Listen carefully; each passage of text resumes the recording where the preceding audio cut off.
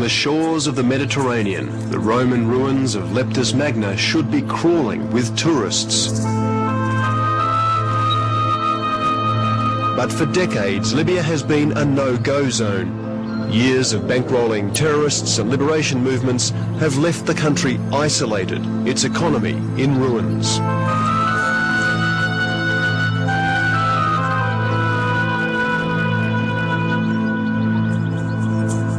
Now, Libya is changing, surrendering weapons of mass destruction, including plans for a nuclear bomb.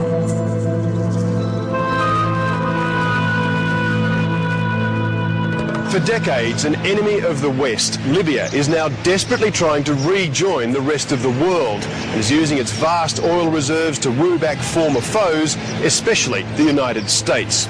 The question is, why now? Well, years of funding terror against the West and wars of destabilisation across this region have squandered Libya's oil wealth, leaving it isolated and many Libyans poor. Caught between a more aggressive United States and perhaps more importantly, the growing anger of his own people, Libya's leader, Colonel Muammar Gaddafi, had to act.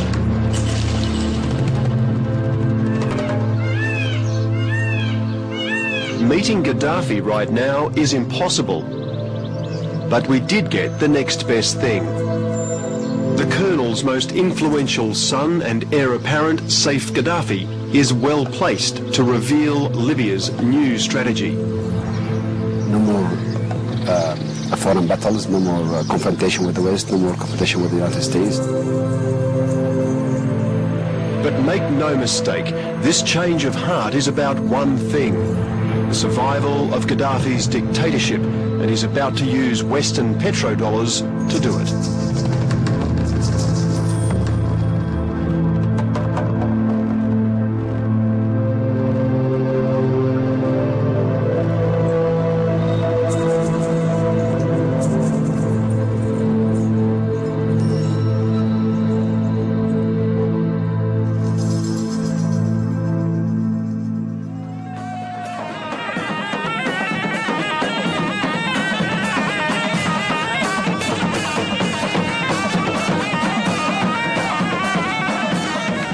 Ancient beats for a new beginning, or at least that's what the Libyans would like us to think.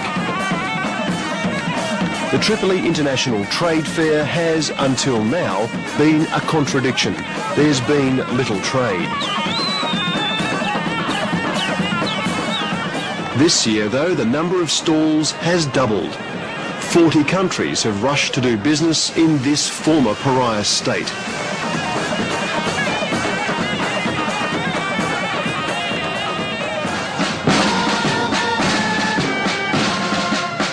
Gaddafi's hoping he can keep a new market economy somehow in tune with his mercurial one-man rule.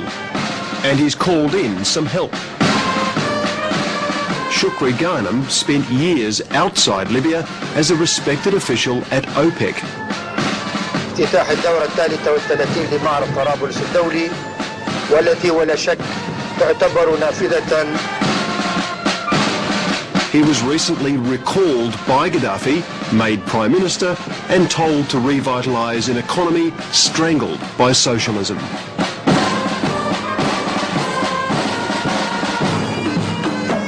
Well, he supports it, and he agrees to it, and he is, of course, behind it.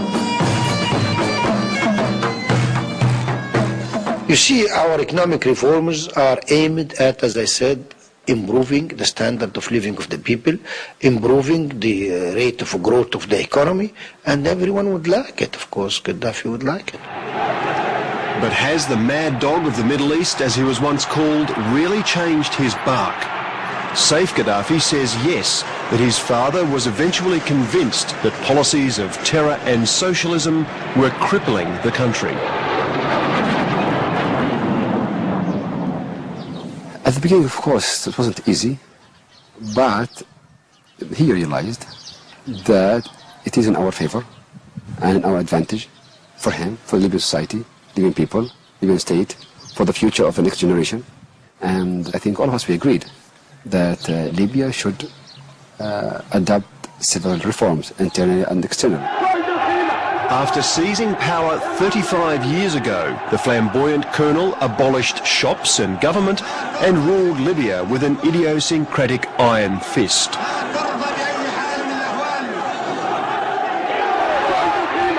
It was meant to be a revolution for the people, but Saif admits mistakes were made.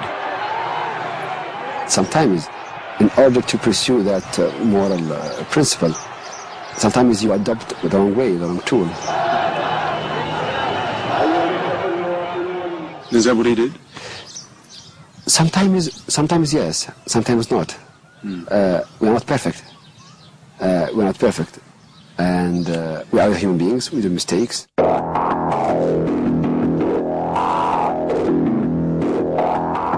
But many of Gaddafi's so-called mistakes have been deliberate and deadly.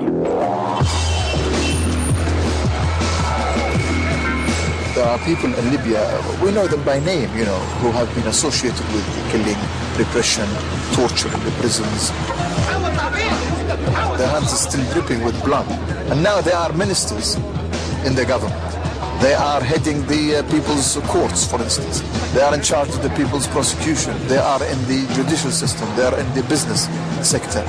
These are the people who are taking over these companies and running them. So how can you convince, you know, anybody that things have changed? They haven't. In exile in London for 30 years, Asher Shamis is one of Libya's leading dissidents. Inside Libya, people are too afraid to criticise Gaddafi and his cronies. There is a deliberate effort from Gaddafi and his supporters and his cronies to keep things as they were before and to make these cosmetic changes, outward changes, only to please the outside world and not to really bring about real change.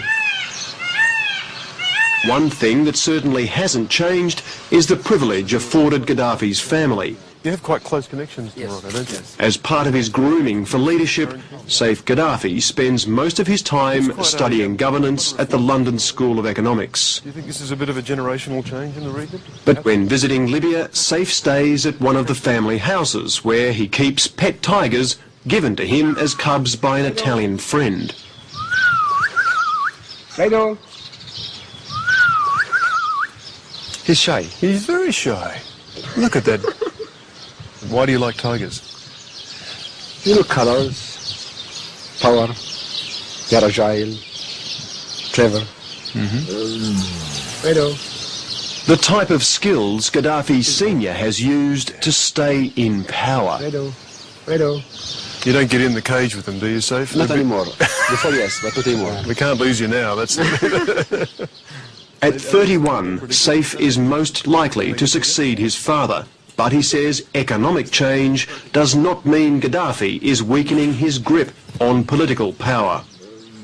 He's a personality which you cannot replace, you cannot inherit, you cannot change. He's the leader. Nobody can inherit the leader. Nobody can say, now I'm the leader. Neither me nor anyone in the Libyan society. It's something unique, especially just for him. So he can stay there basically as long as he likes. Yes. The very name Gaddafi has become a stigma in Libya. And anybody who comes with the same name is going to have real trouble. But there are people who think that the best thing that they can hope for is that somebody from the ruling family take over, but not with the old aims and goals.